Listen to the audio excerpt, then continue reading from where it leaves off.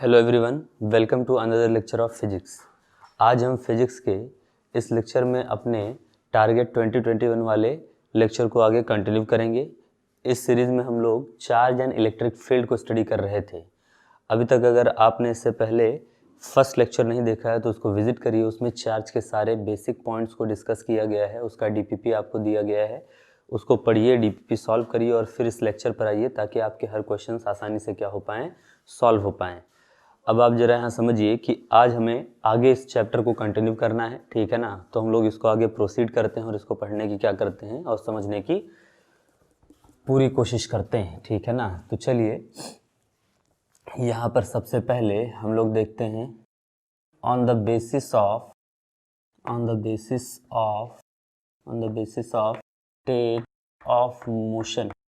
State of motion of charge its study is divided into two important class. तो देखो charge के motion के behalf पर, ठीक है ना, यानी कि चार्ज के स्टेट ऑफ मोशन। देखिए स्टेट ऑफ मोशन दो होते हैं, एक आपका रेस्ट वाला स्टेट होता है और एक आपका मोशन में जब आप होते हैं, डायनामिक कंडीशन है ना, ठीक। तो इन दो पोजीशंस के बिहाफ पर आप चार्ज के स्टडी को दो ब्रांचेस में डिवाइड कर सकते हैं, ठीक है ना। चार्ज पहला आपका ब्रांच जो बनेगा उसमें आप स्टडी करेंगे चार्ज इन अ रेस्ट, या इसी को हम कहते हैं इलेक्ट्रोस्टैटिक्स। अब चार्ज क्या होता है तो पिछला लेक्चर विजिट करिए, आप जान जाएंगे चार्ज क्या होता है, ठीक है ना।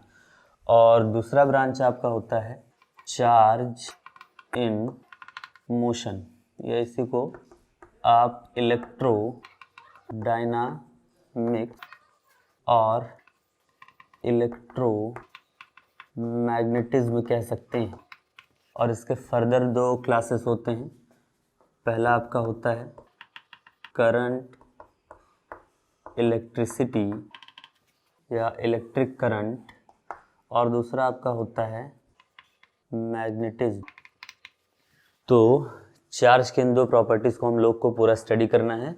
आगे के एनसीईआरटी के अकॉर्डिंग आपको 6 चैप्टर इसी पूरे उस पर पढ़ना है। Charge in a rest electrostatics में 2-3 चैप्टर्स लगभग आ जाते हैं, और आपका चार्ज इन अ मोशन यानी कि इलेक्ट्रोडायनामिक्स पर आपको 2 चैप्टर्स मिल जाएंगे, ठीक है ना। और मैग्नेटिज्म में आपको लगभग 4 से 5 चैप्टर्स मिल जाएंगे, और इलेक्ट्रोमैग्नेटिज्म पूरा मिला हुआ आपको लगभग 5 to 6 चैप्टर्स पूरा एनसीईआरटी के अकॉर्डिंग क्या करना है, स्टडी करना है। तो चार्ज का वो ब्रांच जहाँ पर आप रेस्ट चार्जेस के प्रॉपर्टीज़ को स्टडी करते हैं, यानी कि एक चार्ज अगर रुका हुआ हो, एक जगह पर चुपचाप बैठा हुआ हो, तो वो आपको क्या क्या कर कर दिखा सकता है, इसके बारे में अगर आप स्टडी करना चाहते हैं तो आपको इलेक्ट्रोस्टैटिक्स वाले ब्रांच को विजिट करना चाहिए। लेकिन अगर आप जानना चाहते हैं कि एक चार्ज अगर मोशन में आ जाए, दौड़ने लगे, चलने लगे, भागने लगे, तो वो क्या क्या हमको कर कर दिखा सकता है, उसको अगर आप पढ़ने में इंटरेस्टेड हैं तो आपको इलेक्ट्रोडायनामिक्स यानी कि आपको इलेक्ट्रोमैग्नेटिज्म को विजिट करना चाहिए। वहाँ पर आपको 2 अलग अलग ब्रांचेस मिलेंगे, जहाँ पर उसके दौड़ने की वजह से करंट इलेक्ट्रिसिटी जैसी प्रॉपर्टी डेवलप होती है या मैग्नेटिज्म जैसी प्रॉपर्टी डेवलप होती है, आपको वहाँ उनको स्टडी करना पड़ेगा, है ना, ठीक। तो ये बात आपके इसके ब्रांचेस की हो गई। हम लोग शुरू कहाँ से करेंगे, इलेक्ट्रोस्टैटिक्स से शुरू करेंगे। सबसे पहले हम लोग यहाँ शुरू करते हैं आज के लेक्चर में इलेक्ट्रोस्टैटिक्स, है ना, ठीक। तो आप ये ध्यान रखिएगा, इसका स्क्रीनशॉट लीजिए, फटाक से आगे बढ़िए, ठीक है ना। उसके बाद हम लोग यहाँ फटाक से शुरू करते हैं इलेक्ट्रोस्टैटिक्स, ठीक। इलेक्ट्रोस्टैटिक्स क्या होता है तो ज़रा समझिएगा। हम सबसे पहले हेडिंग डालेंगे इलेक्ट्रोस्टैटिक्स। इलेक्ट्रोस्टैटिक्स में देखिएगा, आप समझिए, the branch of physics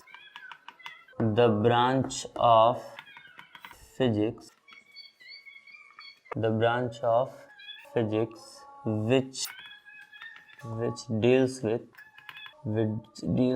the study of properties of rest charges is known as electrostatics. Electrostatics. तो देखो इलेक्ट्रोस्टैटिक्स फिजिक्स का वो ब्रांच है जो एक रेस्ट चार्ज के प्रॉपर्टीज़ को स्टडी करता है या आपको ये बताता है कि एक रुका हुआ चार्ज, एक रेस्ट चार्ज आपको कौन कौन सी प्रॉपर्टीज़, कौन कौन सी कलाकारी कर कर दिखा सकता है। वो ब्रांच फिजिक्स का जहाँ पर आप एक चार्ज को कहते हैं कि रुको, तुम रुके हुए कैसे प्रॉपर्टीज़ को हमें शो कर सकते हो या हमें क्या क्या कर कर दिखा सकते हो, हमें वो पढ़ना है, ठीक है ना। तो यहाँ सिंपली आपको समझना है कि चार्ज मोशन में कभी नहीं रहेगा, आपको उसको एक जगह बिठाना है, एक जगह इकट्ठा करना है, एक जगह पर स्टेशनरी फॉर्म में ले आना है और फिर देखना है कि वो क्या क्या हमें कर कर दिखा सकता है, वो कौन कौन सी प्रॉपर्टी शो कर सकता है। इस स्टडी को हम लोग क्या कहते हैं, इलेक्ट्रोस्टैटिक्स कहते हैं, ठीक। तो इलेक्ट्रोस्टैटिक्स में मेनली हम क्या स्टडी करेंगे, एक रुके हुए चार्ज के प्रॉपर्टीज़ को क्या करेंगे, स्टडी करेंगे। अच्छा, एक ओवरव्यू भी ले लीजिए कि एक स्टेशनरी चार्ज आपको कौन कौन से प्रॉपर्टीज़ को शो कर कर दिखा सकता है। तो देखिए, एक स्टेशनरी चार्ज अगर आप प्लस क्यू की बात कर लें तो वो किसी एक दूसरे स्टेशनरी चार्ज पर इलेक्ट्रोस्टैटिक्स रिपल्शन और अट्रैक्शन फोर्स लगाता है। मतलब ये इसको रिपेल करेगा और अगर इस चार्ज पर मान लीजिए Q0 था और इस माइनस Q0 पर ये क्या लगाएगा, अट्रैक्शन का फोर्स लगाएगा। अगर प्लस है तो रिपल्शन, माइनस है तो attraction, according to nature of charge, ठीक। यानी कि एक स्टेशनरी चार्ज के पास फोर्स लगाने की प्रॉपर्टी होती है, दूसरे चार्जेस के ऊपर ये अट्रैक्शन रिपल्शन का क्या कर सकता है, फोर्स लगा सकता है अकॉर्डिंग टू देयर नेचर, है ना। प्लस प्लस है तो रिपल्शन, माइनस माइनस है तो रिपल्शन, प्लस माइनस है तो अट्रैक्शन, ठीक। बेसिक रूल जो पीछे से आप सीखते आए हैं क्लास 10 से। चलिए, ये बात तो हो गया पहले प्रॉपर्टी का। और क्या दिखा सकता है, एक कोई भी चार्ज हो, हर चार्ज का अपना एक इलेक्ट्रिक फील्ड होता है और उस फील्ड की अपनी एक इंटेंसिटी होती है जिसको हम लोग इलेक्ट्रिक फील्ड इंटेंसिटी कहते हैं। क्या होता है, इसका मतलब क्या है, आगे चलकर हम स्टडी करेंगे, लेकिन अभी आपको मैं एक ओवरव्यू दे रहा हूँ कि एक स्टेशनरी चार्ज के पास कौन कौन सी प्रॉपर्टीज़ आपको मिल सकती हैं। पहला, वो चार्ज दूसरे चार्जेस पर फोर्स लगा सकता है। दूसरा, उसके पास अपना एक फील्ड होता है। एक स्टेशनरी चार्ज के पास अपना एक इलेक्ट्रिक फील्ड होता है और उस इलेक्ट्रिक फील्ड की एक ताकत होती है, इंटेंसिटी होती है, उसको इलेक्ट्रिक फील्ड इंटेंसिटी कहा जाता है। साथ ही साथ उस फील्ड का अपना एक इलेक्ट्रिक पोटेंशियल होता है, V, है ना, ठीक। हमें मेनली इस चैप्टर में इन चीज़ों पर फोकस करना है। खैर, अकॉर्डिंग टू एनसीईआरटी पोटेंशियल जो है आपको थर्ड चैप्टर में स्टडी करना है। हम कोशिश करेंगे कि पोटेंशियल को इसी चैप्टर में कवर अप करते चलें, ज़्यादा ही ठीक रहेगा, क्योंकि ये इलेक्ट्रिक फील्ड या स्टेशनरी चार्ज की प्रॉपर्टी है, तो यहीं पर थोड़ा स्टडीज़ को करते हुए चल लेंगे तो सही रहेगा। वहाँ पर भी वो स्टेशनरी चार्ज वाला ही चैप्टर है, लेकिन फिर भी इसको यहीं ख़त्म कर लें, क्योंकि काफ़ी पॉइंट्स यहाँ से मैच करते हैं, फिर आप यहाँ छोड़ कर जाएंगे, वहाँ स्टडी करेंगे, तो इससे अच्छा इसी के साथ हम लोग कंसेप्ट इसका क्लियर करते हुए चलेंगे, ठीक।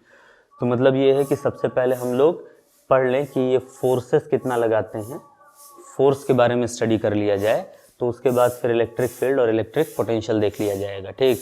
तो शुरुआत करते हैं हम लोग इलेक्ट्रोस्टैटिक फोर्स से, ठीक है ना, जिसको हम लोग कूलम्स फोर्स कहते हैं। तो कूलम्स लॉ के अकॉर्डिंग ही आपको इलेक्ट्रोस्टैटिक फोर्स देखने को मिलेगा और इलेक्ट्रोस्टैटिक फोर्स को आप स्टडी कर पाएंगे, ठीक।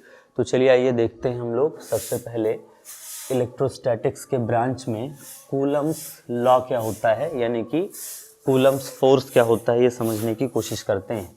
उससे पहले थोड़ा आप ये समझ लें कि इलेक्ट्रोस्टैटिक्स के ब्रांच में हम लोग को क्या क्या स्टडी करना है। तो मैंने अभी कहा आपको 3 प्रॉपर्टीज़ स्टडी करने हैं और 3 प्रॉपर्टीज़ के बिहाफ पर बहुत सारी चीज़ें आपको मिल जाएंगी। तो पहला चीज़ आपको जो इलेक्ट्रोस्टैटिक्स में स्टडी करना है वो स्टडी करना है इलेक्ट्रोस्टैटिक्स फोर्स, जिसको हम लोग कूलम्स फोर्स कहते हैं। क्या कहते हैं, कूलम्स फोर्स कहते हैं। दूसरा हम लोग को इसमें स्टडी करना रहेगा electric field and electric field intensity, और तीसरा आपका रहेगा इलेक्ट्रिक पोटेंशियल। इनको हमें स्टडी करना है। ये वाले ब्रांच में हम इन 3 लोगों को क्या करेंगे, प्रॉपरली स्टडी करेंगे। सबसे पहला ब्रांच या सबसे पहला प्रॉपर्टी जो हम लोग को स्टडी करना है वो है आपका इलेक्ट्रोस्टैटिक फोर्स या फिर कूलम्स फोर्स। तो आइए हम लोग शुरू करते हैं। सबसे पहली प्रॉपर्टी, आप फटाफट ओवरव्यू देखते रहें ताकि आपको पता रहे कि आप क्या क्या स्टडी करने वाले हैं आगे, है ना। तो हम लोग शुरू करते हैं सबसे पहले कूलम्स फोर्स से, ठीक है ना। तो सबसे पहले हम लोग आज स्टडी कर लें कूलम्स फोर्स, ठीक है ना। चलिए, कूलम्स फोर्स या कूलम्स लॉ जो आपका है, ठीक, वो हम लोग को स्टडी करना है। देखिए, कूलम्स लॉ कैसे बनाया गया है, कूलम साहब ने कैसे इस फोर्स को डिफाइन किया। ठीक, देखिए, कूलम्स का लॉ जो है वो 1785 में आया था, ठीक है ना। आपके चार्ल्स अगस्टिन डी कूलम नाम के एक साइंटिस्ट थे जिन्होंने सबसे पहली बार एक्सपेरिमेंटल अप्रोचेस की हेल्प से, यानी कि एक्सपेरिमेंट कर उन्होंने क्या किया कि एक रूल बनाया जो दो चार्जेस के बीच में लगने वाले अट्रैक्शन या रिपल्शन फोर्स को क्या करता था, डिफाइन करता था।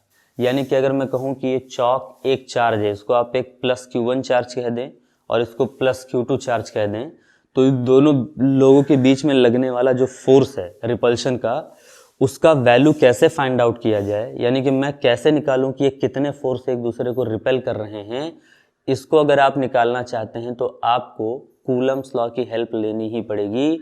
आपको ये ज़रूर पढ़ना पड़ेगा कि कूलम्स लॉ कैसे काम करता है, ताकि आप इजीली ये कैलकुलेट कर बता पाएँ कि आपका फोर्स की वैल्यू क्या आने वाली है यहाँ पर, है ना। ठीक, ये बात हम लोग को अपने मन में क्लियर रखना है कि दो चार्जेस के बीच में लगने वाले फोर्स को सिर्फ और सिर्फ कूलम्स का रूल क्या कर सकता है, डिफाइन कर सकता है। यानी कि कूलम्स लॉ से आप उनके बीच में लगने वाले फोर्स के मैग्नीट्यूड और उसके डायरेक्शन का पता लगा सकते हैं। ठीक, तो चलिए हम लोग यहाँ पर कूलम्स फोर्स को कूलम्स लॉ के अकॉर्डिंग समझने की कोशिश करते हैं। ठीक, यहाँ पर सबसे पहले बात समझिएगा, इनका स्टेटमेंट देख लेते हैं।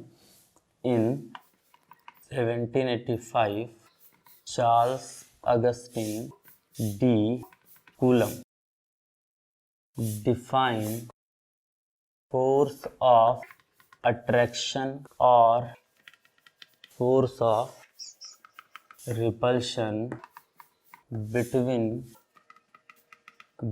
two charges, attraction or force of repulsion between two charges, which is known as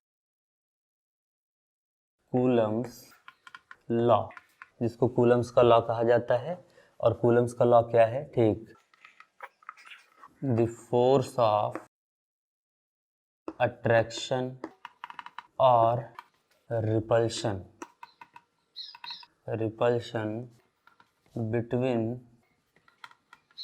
two charges is directly proportional to the product of magnitude of both charges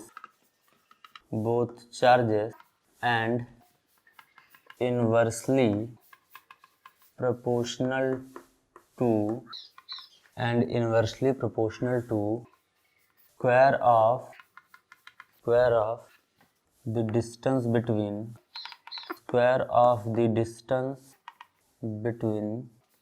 both charges.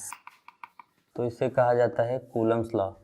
Coulomb साहब के according दो stationery charges के बीच में, है ना। ठीक, देखिए मैंने उस पॉइंट को यहाँ पर इंक्लूड नहीं किया, जैसे स्टेटमेंट आपके बुक्स में ऐसे लिखा जाता है, the force of attraction and repulsion between two stationary या टू रेस्ट पॉइंट चार्जेस, यहाँ पर ऐसा लिखना चाहिए, लेकिन अब क्योंकि जल्दी में हम लिख रहे थे तो यहाँ ध्यान भी नहीं आया, लेकिन वो हम नीचे नोट कर लिख देंगे आपके लिए कि ज़रूरी बात है, ध्यान रहना चाहिए कि कूलम्स का लॉ सिर्फ और सिर्फ स्टेशनरी और आपके पॉइंट चार्जेस के लिए अप्लाई होता है। बहुत छोटे चार्ज हों और कहीं पर रुके हुए हों तभी आप कूलम्स लॉ अकॉर्डिंग अप्लाई कर सकते हैं। खैर, अभी देख लेंगे उस पॉइंट को। द फोर्स ऑफ अट्रैक्शन और repulsion between two point charges is directly proportional to, दो पॉइंट चार्जेस है, दो बहुत छोटे चार्जेस के बीच में जो कि रुके हुए हैं, उनके बीच में लगने वाला जो अट्रैक्शन या रिपल्शन का फोर्स होता है, वो एक दूसरे को अट्रैक्ट कर रहे होंगे या रिपेल कर रहे होंगे। ये जो फोर्स का मैग्नीट्यूड है, यानी कि वो अपने तरफ खींच रहे होंगे या ढकेल रहे होंगे, इसका जो मैग्नीट्यूड है या उसका वैल्यू जो है वो डायरेक्टली प्रोपोर्शनल होता है बोथ चार्जेस के प्रोडक्ट के मैग्नीट्यूड के, साथ ही साथ उनके बीच के डिस्टेंस के स्क्वायर के, वो क्या होता है, इन्वर्सली प्रोपोर्शनल होता है। अब इसका मतलब क्या है, जरा इसको समझ लेते हैं पहले, मतलब एक फार्मूला है, मैथमेटिकल फॉर्म में इसको देख लेते हैं, तो उसके बाद इसको समझने की अच्छे से कोशिश करते हैं। सबसे पहले हम मान लें, let a two point charges rest charges Q1 and Q2 are placed at R meter from each other। तो देखिए हमने क्या एज्यूम किया है, तो हम ये कह रहे हैं कि हम 2 पॉइंट चार्जेस मान रहे हैं, छोटे से 2 पॉइंट और रेस्ट चार्जेस है ना, ठीक। ये रहे यहाँ पर प्लस Q1 और यहाँ पर मान लो हमने मान लिया प्लस Q2। देखो चार्जेस का नेचर जब तक ना बताया जाए आप अपने तरफ से प्लस मानकर चलेंगे, जब माइनस बताया जाएगा तब मानिएगा। और इनके बीच का जो डिस्टेंस रखा गया है वो क्या रखा गया है, R मीटर रखा गया है, ठीक। तो हमने ये एज्यूम किया है कि हम 2 पॉइंट रेस्ट चार्जेस मानते हैं, 2 बहुत छोटे और रुके हुए स्टेशनरी चार्जेस मानते हैं, जिसमें से एक की वैल्यू Q1 कूलम है और दूसरे की क्या है, Q2 कूलम है। और वो दोनों एक दूसरे से R मीटर के डिस्टेंस से सेपरेट कर रखे गए हैं, यानी कि वो कुछ ना कुछ एक डिस्टेंस पर प्लेस किए गए हैं। 1 मीटर, 2 मीटर, 1 सेंटीमीटर, 2 सेंटीमीटर, आप जो लेना चाहें वो ले सकते हैं। यहाँ पर उसको प्लेस कर रखा गया है, ठीक है ना। तो अकॉर्डिंग टू कूलम्स लॉ क्या कहता है, जरा देखिएगा कूलम का रूल। कह रहा है द फोर्स ऑफ अट्रैक्शन और repulsion between two rest point charges is directly proportional to the product of magnitude of both charge. यानी कि product of magnitude of both charge, तो वो प्रोडक्ट क्या होगा, जरा देखिए। प्रोडक्ट का मतलब होता है मल्टीप्लीकेशन, तो दोनों चार्ज के मैग्नीट्यूड। अब मैग्नीट्यूड का मतलब क्या हो गया, अगर वो प्लस में रहा तो आपको, जैसे +10 कूलम रखा है तो आपको साइन नहीं, सिर्फ मैग्नीट्यूड लेना है। -10 रहेगा तब भी आपको यहाँ 10 यूज करना है, +10 रहेगा तब भी आपको यहाँ 10 यूज करना है। आपको साइन से मतलब नहीं है, सिर्फ मैग्नीट्यूड से मतलब है ना, उसके नेचर से लेना देना नहीं है।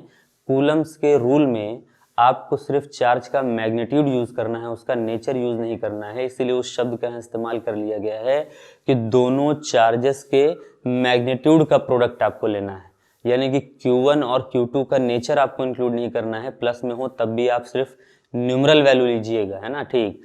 तो कह रहे हैं कि आपका दोनों चार्जेस के मैग्नीट्यूड के प्रोडक्ट के फोर्स क्या होता है, डायरेक्टली प्रोपोर्शनल होता है। ये पहला स्टेटमेंट उनका है, यानी कि आप यहाँ पर ऐसे लिख सकते हैं, force is proportional to Q1 Q2। इसको हम कह देंगे क्या, इक्वेशन फर्स्ट। ये पहला स्टेटमेंट है। And inversely proportional to square of the distance between both charges.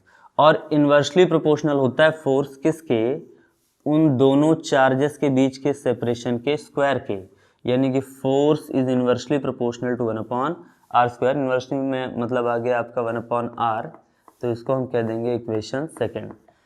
मतलब क्या था, आपका कूलम का रूल ये स्टेट करता है, या कूलम्स लॉ आपको ये बताता है कि आपके 2 चार्जेस के बीच में लगने वाला फोर्स ऑफ अट्रैक्शन, यानी कि मान लीजिए कि यहाँ पर एक चार्ज Q2 रखा है, ये Q1 रखा है, तो एक दूसरे को चाहे अट्रैक्ट कर रहे हो चाहे एक दूसरे को रिपेल कर रहे हो, इनके बीच में लगने वाला अट्रैक्शन का फोर्स या रिपल्शन का फोर्स इन दोनों चार्जेस के मैग्नीट्यूड के प्रोडक्ट के, मतलब इनके दोनों को चार्ज का जो प्रोडक्ट रहेगा उस प्रोडक्ट के Q1 मल्टीप्लाइड बाय Q2 के वो फोर्स डायरेक्टली प्रोपोर्शनल होगा, और इनके बीच के सेपरेशन के स्क्वायर के वो इनवर्सली प्रोपोर्शनल होगा, है ना, ठीक। ये स्टेटमेंट है कूलम्स लॉ का। इस कूलम्स लॉ को किस तरीके से कूलम साहब ने बनाया था, तो एक्सपेरिमेंट कर बनाया था। इसके लिए उन्होंने टॉरेंसन बैलेंस डिवाइस की हेल्प ली थी और एक्सपेरिमेंटली इसको क्या किया था, उन्होंने प्रूफ किया था। अब एक्सपेरिमेंटली कैसे इसको प्रूफ किया होगा उन्होंने, तो उन्होंने डिफरेंट चार्जेस लिए होंगे, डिफरेंट डिस्टेंस पर सेट कर उन्होंने इस फार्मूले को क्या किया होगा,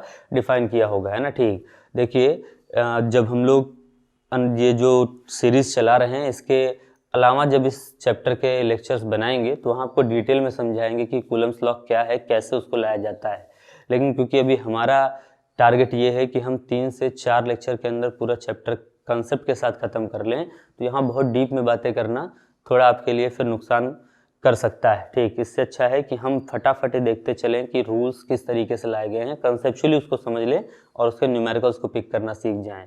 तो ये बात आपको यहाँ से समझ में आई है। स्टेटमेंट आपके सामने लिखा है, फोर्स Q1 Q2 के डायरेक्टली प्रोपोर्शनल होता है और R के आर स्क्वायर के इन्वर्सली प्रोपोर्शनल आपको मिलेगा। ठीक, इन दोनों इक्वेशंस को अगर हम लोग कंबाइन कर दें तो हम यहाँ लिख सकते हैं, देखो, from equation first and second. अगर हम इक्वेशन फर्स्ट और सेकेंड को क्या कर दें, कंबाइन कर दें, तो देखो क्या होगा, force is directly proportional to Q1 Q2 whole upon are square. तो ये फोर्स जो है Q1 Q2 upon are square के क्या हो गया, डायरेक्टली प्रोपोर्शनल हो गया। ठीक, हम सभी जानते हैं कि जब भी किसी प्रोपोर्शनैलिटी को हटाया जाता है तो उसकी जगह पर क्या लाया जाता है, कांस्टेंट लाया जाता है। ठीक, यानी कि प्रोपोर्शनैलिटी को जब भी आप हटाएंगे, ये प्रोपोर्शनल हटा, यहाँ इज इक्वल टू लगा, तो उसकी जगह पर एक प्रोपोर्शनल कांस्टेंट आता है। तो उस कांस्टेंट को यहाँ K1 के कह देते हैं हम लोग, तो फार्मूला बन जाएगा K Q1 Q2 by R square. ठीक है ना, जहाँ K क्या है आपका प्रोपोर्शनैलिटी कांस्टेंट है, और एक्सपेरिमेंट से इसकी वैल्यू फाइंड आउट की गई। From experiments Coulomb's found the value of K is 9 into 10 to the power 9। Therefore K की वैल्यू अगर हम फॉर्मूले में पुट कर दें तो फोर्स का फॉर्मूला आपको ये दिखाई देगा, 9 into 10 to the power 9 into Q1 Q2 upon are square. तो अकॉर्डिंग टू कूलम, दो चार्जेस के बीच में लगने वाला फोर्स ऑफ अट्रैक्शन या फोर्स ऑफ रिपल्शन जो है वो F equal 9 into 10 to the power 9 Q1 Q2 upon are square के इक्विवेलेंट होता है। अब क्योंकि फार्मूला ये न्यूमरल के फॉर्म में दिखने में उतना सही लगता नहीं है, तो आपके कूलम ने या बाकी के अलग अलग एक्सपेरिमेंटल फॉर्म ने ये तय किया कि इस 9 इंटू 10 की पावर 9 की जगह पर कोई एक ऐसे कॉन्स्टेंट्स रखे जाएं जो इस वैल्यू को सेटिस्फाई भी करते हों और फार्मूला दिखने में थोड़ा क्या लगे, सही भी लगे। खैर अभी तो हमें बात थोड़ी बेतुकी लगती है कि यार हम 9 इंटू 10 की पावर 9 को बदलने की कोशिश कर रहे हैं, उसको के ही रहने देते हैं ना, जैसे लिखा हुआ है F इक्वल के Q1 Q2 by R square, और हम यहाँ कह देते कि के की वैल्यू क्या रहेगी, 9 इंटू 10 की पावर 9 रहेगी। हम एक नए लोगों को यहाँ इंट्रोड्यूस करने क्यों जा रहे हैं, तो आपको अभी यहाँ पर भले वो अजीब लग रहा हो या ख़राब लग रहा हो, लेकिन फ्यूचर रेफरेंसेस के लिए, आगे की स्टडी के लिए ये काम यहाँ करना ज़रूरी है। क्या शुरुआत में ये काम कर लिया गया होगा? जवाब है नहीं। जब लोगों को उस चीज़ की ज़रूरत पड़ी होगी तब उन्होंने यहाँ पर उन वैल्यूज़ को पुट किया है। तो हम भी ज़रा समझ लें कि इस 9 इंटू 10 की पावर 9 की जगह पर क्या पुटअप किया गया था। तो देखिएगा, the value of 1 upon 4 pi epsilon nought is nearly equal to the 9 into 10 to the power 9 in air and vacuum. तो एयर और वैक्यूम के लिए 1/4 पाई एप्सिलॉन नॉट की वैल्यू 9 इंटू 10 की पावर 9 के इक्विवेलेंट आती थी, है ना। ठीक, तो हम यहाँ पर अब इस फॉर्मूले को देखो ऐसे लिख सकते हैं, F equal 1/4 pi epsilon nought Q1 Q2 by R square. Unit force है तो न्यूटन ही होगा, तो F equal 1/4 pi epsilon nought Q1 Q2 by R square, ये आएगा आपके कूलम्स का लॉ, क्योंकि एयर और वैक्यूम के लिए 9 इंटू 10 की पावर 9 की value approximately 1/4 pi epsilon not के नियर बाई में आती है। तो आप 9 इंटू 10 की पावर 9 की जगह पर 1/4 पाई एप्सिलॉन नॉट रख सकते हैं, लेकिन ये 1/4 पाई एप्सिलॉन नॉट 9 इंटू 10 की पावर 9 सिर्फ और सिर्फ किसके लिए आता है, एयर और वैक्यूम के लिए नियरली आता है। अलग अलग मीडियम्स के लिए इसकी वैल्यू थोड़ी अलग अलग आती थी, तो फिर इसके बारे में भी सोचा क्या होगा। तो देखिए, मीडियम के लिए आपके कूलम्स का फॉर्मूला इस तरीके से लग जाएगा, फॉर मीडियम, अगर आपके पास कोई मीडियम है तो for medium this formula will be, इस फॉर्मूले को लिखा जाएगा कैसे, जरा देखिए, F equal 1/4 pi epsilon nought K Q1 Q2 upon are square. इसको आप FM कह सकते हैं, M स्टैंड फॉर मीडियम, है ना, यानी कि किसी मीडियम में दो चार्जेस के बीच में लगने वाला फोर्स क्या होगा, 1/4 pi epsilon nought K Q1 Q2 by R square. तो यहाँ K क्या है, यहाँ K को कहा जाता है where K is equal to dielectric constant of medium. ये डाइलेक्ट्रिक कांस्टेंट है मीडियम का, इसको जस्ट पिछले लेक्चर में हमने स्टडी भी किया है। ये किस मीडियम के लिए क्या क्या होता है आपको बताकर भी रखे हैं, आपको ये याद भी रखना है। एयर और वैक्यूम के लिए, एयर एंड वैक्यूम के लिए के की वैल्यू क्या होती है, 1 होती है। कंडक्टर्स के लिए के की वैल्यू क्या लगा कर रखे हैं या क्या लिखा कर रखे हैं, इन्फिनिटी लगा कर रखे हैं। और अदर मीडियम के लिए या जिनको डाइलेक्ट्रिक मीडियम्स कहा जाता है उनका के 1 से ज़्यादा होता है लेकिन इन्फिनिटी से क्या होता है, छोटा होता है। ये आपको याद रखना चाहिए। तो देखो एयर और वैक्यूम के लिए के का वैल्यू अगर 1 पुट कर दो तो ही ऊपर वाला आपको फार्मूला मिल जाएगा जो आपको लिखा कर रखा गया है। तो ये कूलम्स का एक लॉ है। कूलम्स का लॉ ये कहता है कि दो चार्जेस के बीच में लगने वाला, दो रेस्ट पॉइंट चार्जेस के बीच में लगने वाला आपका फोर्स ऑफ अट्रैक्शन और फोर्स ऑफ रिपल्शन जो होता है वो दोनों चार्जेस के मैग्नीट्यूड के प्रोडक्ट के डायरेक्टली प्रोपोर्शनल होता है। दोनों चार्जेस के मैग्नीट्यूड के प्रोडक्ट के डायरेक्टली प्रोपोर्शनल होता है, यानी कि ये वाला स्टेटमेंट, और उनके बीच के डिस्टेंस के स्क्वायर के इन्वर्सली प्रोपोर्शनल होता है। ठीक है ना। दोनों इक्वेशन हमने कूलम्स के लॉ के अकॉर्डिंग बनाए हैं, दोनों इक्वेशन को कंबाइन कर लिया है। प्रोपोर्शनैलिटी हटाएंगे तो प्रोपोर्शनैलिटी कांस्टेंट आएगा। कांस्टेंट की वैल्यू आपके एक्सपेरिमेंट से फाइंड आउट की जाती है जिसकी वैल्यू 9 × 10 की पावर 9 एयर और वैक्यूम के लिए मिलता है। तो एयर और वैक्यूम के लिए फार्मूला जो है वो इस फॉर्म में लिखा जा सकता है, F = 1/4πε0 Q1 Q2/r²। हमने एक के जगह पर 9 × 10 की पावर 9 रखा, फिर एक अजीब सी चीज़ को उसकी जगह पर प्लेस किया 1/4πε0 को। आपको अभी ये बेकार लग रहा होगा लेकिन टाइम के साथ आप जरूर इसकी इंपॉर्टेंस को, या इस फार्मूले में इस 1/4πε0 को क्यों लाया गया है इसके इंपॉर्टेंस को जरूर आप समझेंगे, है ना।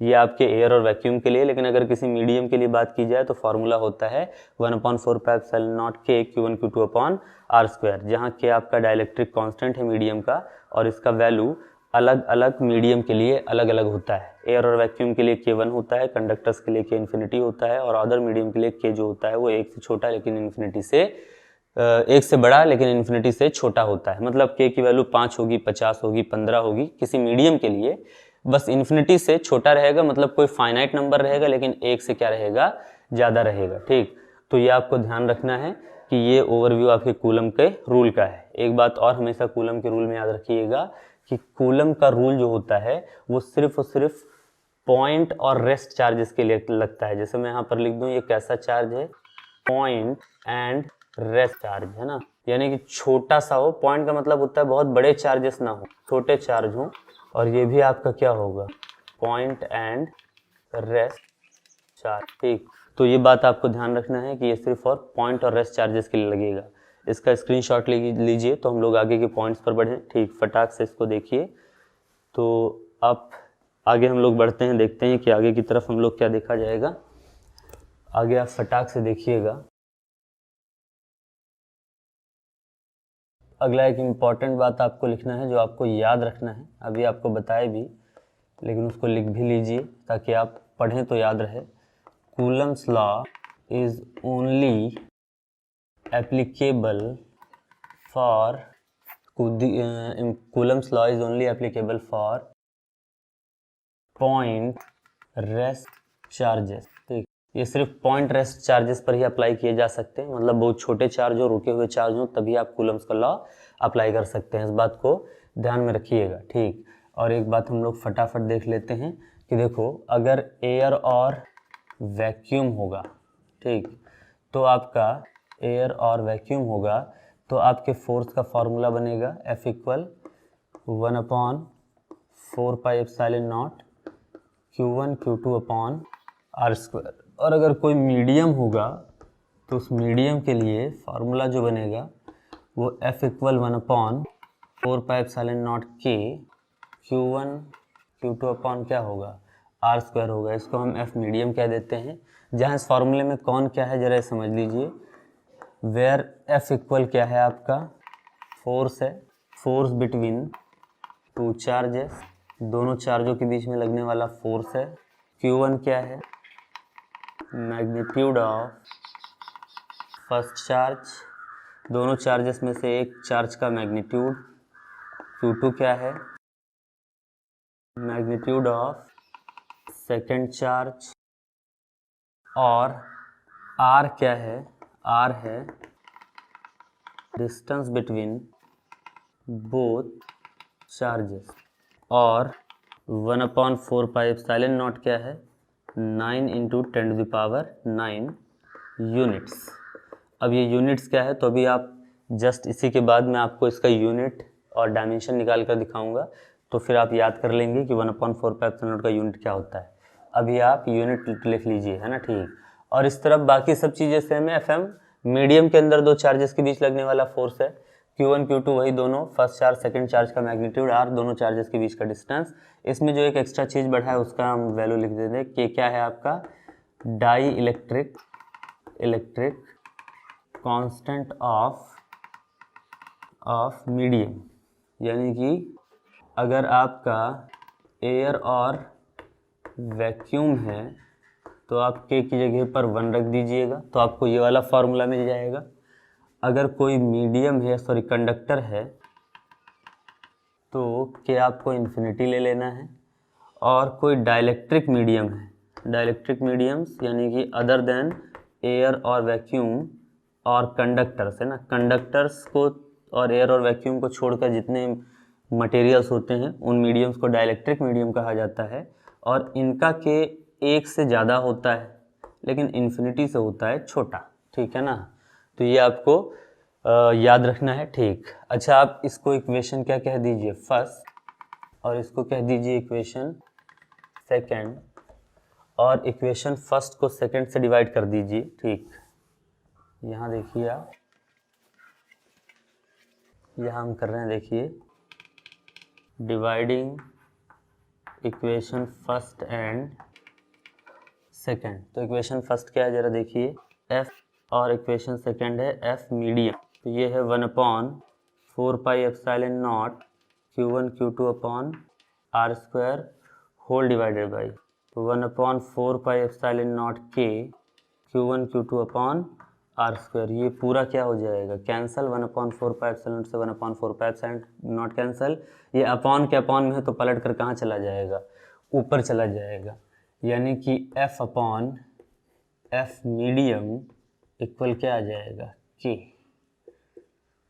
ये एक इम्पॉर्टेंट रिलेशन है, ठीक है ना। मतलब अगर आपसे कोई पूछता है कि किसी भी मीडियम का डाइलेक्ट्रिक कांस्टेंट क्या होता है, तो आप बता सकते हैं कि उस मीडियम का डाइलेक्ट्रिक कांस्टेंट आपके दो चार्जेस के बीच में एयर और वैक्यूम में जितना फोर्स लगता है अपॉन उस मीडियम में उन चार्जेस के बीच में जितना फोर्स लगता है, उसके रेशो को डाइलेक्ट्रिक कांस्टेंट कहा जाता है। यानी कि the ratio of force applied between two charges in air to the force applied between both charges in medium is known as dielectric constant, ठीक है ना। तो ये आपको यहाँ ध्यान रखना है, यानी कि यहाँ से आप F मीडियम इक्वल ये भी लिख सकते हैं, और इस फार्मूले से देखिए आप ये लिख सकते हैं F medium is equal to F/K, यानी कि किसी मीडियम में आ जाने के बाद फोर्स की वैल्यू क्या हो जाए करेगी, कम, क्योंकि मैंने कहा है कि किसी मीडियम का जो K होता है वो 1 से ज़्यादा होता है और इन्फिनिटी से कम होता है, और 1 से बड़े नंबर से अगर किसी चीज़ को डिवाइड करोगे तो उसको क्या कर देगा, कम। एक एग्जाम्पल के लिए, अगर किसी भी दो चार्ज के बीच में एयर के अंदर 100 न्यूटन का फोर्स लगता था, कितने का लगता था, 100 का, और उस मीडियम का, उसको एक मीडियम में ले जाकर आप रख दिए, मतलब दो चार्ज थे, पहले एयर और वैक्यूम में रखे थे, उनके बीच में 100 न्यूटन का फोर्स लग रहा था, आपने चार्ज नहीं चेंज किए, उनका डिस्टेंस नहीं चेंज किया, बस इसको ले गए आप और वाटर में डुबा दिए। तो अब वाटर का जो डाइलेक्ट्रिक कांस्टेंट होता है वो नियर अबाउट 80 होता है। तो बताओ वाटर में अब उन चार्जेस के बीच में फोर्स क्या रिमेन रह जाएगा, तो वह F/ क्या हो जाएगा, क्या हो जाएगा, 100 अपॉन क्या हो जाएगा, 80 न्यूटन, और ये आ जाएगा आपका 1.25 न्यूटन। 100 से सीधा 1.25 न्यूटन पर आ गए। देखिए कितना फोर्स की वैल्यू कम हो गई है ना, ठीक। तो एयर और वैक्यूम में चार्जेस के बीच में फोर्स ज़्यादा लगता है, किसी मीडियम में चार्जेस के बीच में लगने वाला फोर्स क्या हो जाता है, कम हो जाता है। ज़रा ध्यान में रखिएगा, ठीक है ना। ये रिलेशन भी इम्पॉर्टेंट है, इस पर हम लोगों को कई सारे न्यूमेरिकल करने होंगे, ठीक। ये पॉइंट पूरा नोट आउट करिए, वो रिलेशन भी याद रखिएगा। इसके बाद हम लोग आगे बढ़ते हैं, इस 1/4πε0 और ε0 के बारे में बात करते हैं, और इनके यूनिट्स को डिस्कस कर लेते हैं, और इनके डायमेंशंस को डिस्कस कर लेते हैं, ठीक। चलिए इसको फटाफट स्क्रीनशॉट लेकर नोट करिए, ठीक है ना। चलिए आगे बढ़ा जाए। तो देखिए अगली चीज़ हम लोग को देखनी है, और वो देखना है हम लोग को unit of unit dimension of 1/4πε0, ठीक है ना। तो हम 1/4πε0 का यूनिट और डायमेंशन देखने जा रहे हैं। Therefore F equal 1/4πε0 Q1 Q2 upon, हम फार्मूला r² पढ़ चुके हैं। मुझे 1/4πε0 का यूनिट चाहिए, तो 1/4πε0 इक्वल हो जाएगा फोर्स इंटू डिस्टेंस का स्क्वायर अपॉन Q1 Q2। ये आपके सामने फार्मूला है। अब उसके बाद ज़रा आप देखिएगा कि हमें इसी के रिस्पेक्ट में यूनिट निकालना है। अच्छा, कई लोग के मन में डाउट आ सकता है कि अगर मीडियम रहेगा तब तो यहाँ के रहेगा, तब तो फिर इसके यूनिट पर दूसरा इफेक्ट पड़ना चाहिए। तो देखो के आने जाने से इसके यूनिट पर कोई फ़र्क नहीं पड़ेगा, क्योंकि के एक यूनिटलेस क्वांटिटी है, वो सिर्फ एक नंबर है। कैसे मुझे पता? जस्ट अभी पीछे आपको जो फार्मूला बताए हैं वो क्या है, K equal F upon F M है। तो आप इतना समझिए कि के इक्वल अगर एफ अपॉन एफ एम लिया जाएगा तो मतलब आपको क्या समझ कर रखना है कि वो फोर्स अपॉन फोर्स है, तो न्यूटन अपॉन न्यूटन क्या हो जाएगा, कैंसिल। तो के का कोई यूनिट रहेगा नहीं, तो उसको आप इंट्रोड्यूस भी करेंगे तो कोई फ़र्क नहीं पड़ने वाला है। हाँ, फोर्स यहाँ से ज़रूर फ़र्क पड़ेगा। तो ये न्यूटन है, r² आपका यानी कि मीटर स्क्वायर, और whole upon Q1 into Q2, तो कूलम इंटू कूलम। चार्ज को आपको बताए थे जस्ट पिछले लेक्चर में कि कूलम में मेज़र किया जाता है। तो इसका यूनिट हो जाएगा newton metre square upon coulomb square, जिसको नॉर्मली रिप्रेजेंटेशन में लिखा जाएगा न्यूटन मीटर स्क्वायर पर कूलम स्क्वायर। ये आपका यूनिट हो गया इसका 1/4πε0 का, ठीक है ना। अब बात कर लेते हैं इसके डायमेंशन की। तो डायमेंशन यूनिट से ही निकाल लिया करिए कभी भी। देखिए, हम डायमेंशन इसका लिखने जा रहे हैं with the help of unit. तो 1/4πε0 न्यूटन यानी कि फोर्स, और फोर्स का डायमेंशन होता है mlt-2। चलिए, फिर मीटर स्क्वायर तो L² है ना, और होल अपॉन कूलम स्क्वायर। और चार्ज का आपको डायमेंशन जस्ट पिछले लेक्चर में लिखा है, उसको जाकर देखिए, विजिट करिए, 80। तो इसका पूरे का लेकिन क्या लगा है, स्क्वायर, तो 80² हो जाएगा। आगे आप सॉल्व कर डालिए, देखिए ml³ हो जाएगा, क्योंकि L² और L³ हो जाएगा। ml³ T⁻⁻² whole divided by A² T²। चलिए, आप आगे बढ़िए। डायमेंशंस को रेशो के फॉर्म में तो लिखा नहीं जा सकता, तो ये नीचे वाली चीज़ें ऊपर जाएंगी। तो ये हो जाएगा ml³ T⁻⁻², और देखो ये पूरा ऊपर ले जाइए एक, तो ये हो जाएगा A⁻⁻² और T⁻⁻²। अब अगला आप देखिए, ml³ T⁻⁻4 और A⁻⁻²। ये क्या है आपका 1/4πε0 की डायमेंशन। तो ये इसका यूनिट हो गया, ये इसका डायमेंशन हो गया। दोनों चीज़ याद रखिएगा, यूनिट डायमेंशन भी इंपॉर्टेंट चीज़ है। आपके बोर्ड एग्जाम में एक नंबर सिर्फ और सिर्फ यूनिट और डायमेंशंस के हैं, तो ये इंपॉर्टेंट टॉपिक बन जाता है, यहीं से शुरुआत होता है। और एक बात आप ये भी देखिए कि 12th के बोर्ड में यूनिट और डायमेंशन के क्वेश्चंस का क्राइटेरिया कहाँ से बन सकता है। तो सेकंड पेपर में तो यूनिट और डायमेंशन का कोई स्कोप है नहीं। फर्स्ट पेपर में यानी कि आपको इधर इलेक्ट्रोस्टैटिक्स और पूरा मैग्नेटिज्म मिलाकर ही यूनिट और डायमेंशन के क्वेश्चंस पूछे जा सकते हैं। तो यहीं जो आपको देखना है, यहीं यूनिट्स मिलेंगे, यहीं डायमेंशंस मिलेंगे, आपको मैक्सिमम यहीं से क्वेश्चन पूछे जाते हैं। तो ये तो बात होगी किस चीज़ की, 1/4πε0 की, ठीक, और उसके डायमेंशंस की, ठीक। अब हम लोग बात कर लेते हैं ε0 क्या होता है। तो आप ε0 को समझने के लिए एक चीज़ समझिएगा, पहले इसका स्क्रीनशॉट लेकर इसको नोट कर लीजिए, इसका डायमेंशन और इसका यूनिट। तो देखो, अब अगर हम लोग 1/4πε0 की वैल्यू लिखा करेंगे, तो मैंने वहाँ लिखा दिया था अभी जस्ट पीछे कि 1/4πε0 9 × 10⁹ यूनिट्स। तो अब उसको लिखेंगे आप 1/4πε0 9 × 10⁹ न्यूटन मीटर स्क्वायर पर कूलम स्क्वायर, ठीक है ना। अब यूनिट के साथ लिखिएगा 1/4πε0 की वैल्यू। मतलब कहने का क्या है, ज़रा समझिए। अगर आज के बाद अब आप 1/4πε0 लिखते हैं तो ऐसे लिखेंगे 1/4πε0 = 9 × 10⁹ न्यूटन मीटर स्क्वायर पर कूलम स्क्वायर, ठीक है ना। ये आपका क्या है 1/4 पाई एप्सिलॉन नॉट का वैल्यू। यूनिट के साथ अब पूरा आपको लिखना पड़ेगा और इसको याद भी रखिएगा, है ना। ठीक, चलिए अब एप्सिलॉन नॉट का अगर आपसे कोई यूनिट और डायमेंशन पूछ लेता है तो ज़रा देखिए एप्सिलॉन नॉट होता क्या है और उसको कहते क्या हैं, ये भी ज़रा देख लिया जाए। तो इसका वैल्यू नोट करिएगा, आगे हम लोग देखें फटाफट स्क्रीनशॉट ले लेकर। तो अगली चीज़ समझिए इम्पॉर्टेंट है, वो है एप्सिलॉन नॉट। एप्सिलॉन नॉट को कहा जाता है electrical permittivity of free space, और इसकी वैल्यू जो होती है वो होती है 8.85 इंटू 10⁻⁻12 यूनिट्स, है ना। तो देखो यूनिट्स मतलब इसका भी कुछ ना कुछ यूनिट होता होगा और इसके यूनिट को हम लोग क्या करेंगे, कैलकुलेट करेंगे और इसको वैल्यू इसका पुटअप कर कर देख लेंगे। ठीक, तो चलिए सबसे पहली चीज़ तो हम देख लेते हैं कि इसका यूनिट होगा क्या। ठीक, ये तो इसका न्यूमेरल वैल्यू है, इसके यूनिट की बात कर लिया जाए और डायमेंशन की बात कर ली जाए तो देखिए इसका यूनिट निकालना बहुत आसान है। अगर आपको 1/4 पाई एप्सिलॉन नॉट का यूनिट याद हो तो देखो 1/4 पाई एप्सिलॉन नॉट का यूनिट अभी अभी जस्ट आपको लिखवाए थे न्यूटन मीटर स्क्वायर पर कूलम स्क्वायर। आपको यहाँ एप्सिलॉन नॉट का यूनिट चाहिए, है ना। ठीक, तो पहले इसको इन्वर्स कर दीजिए। तो देखो जैसे आप इसको इन्वर्स करेंगे इसकी वैल्यू हो जाएगी 4 पाई एप्सिलॉन नॉट, लेकिन ये भी पूरा का पूरा क्या हो जाएगा, इन्वर्स हो जाएगा, यानी कि न्यूटन मीटर स्क्वायर पर कूलम स्क्वायर, ठीक है ना। अच्छा 4 पाई का हमें चाहिए नहीं, हमें एप्सिलॉन नॉट का यूनिट चाहिए, तो 4 पाई को भी इधर भेज दीजिए।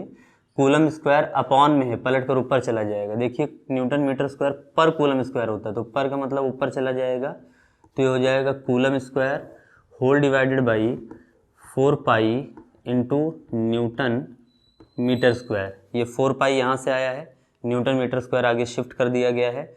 4 पाई यूनिटलेस क्वांटिटीज़ होते हैं, ये तो कांस्टेंट्स हैं भाई। 4 आपका एक नंबर है, ये 22/7 हो जाएगा।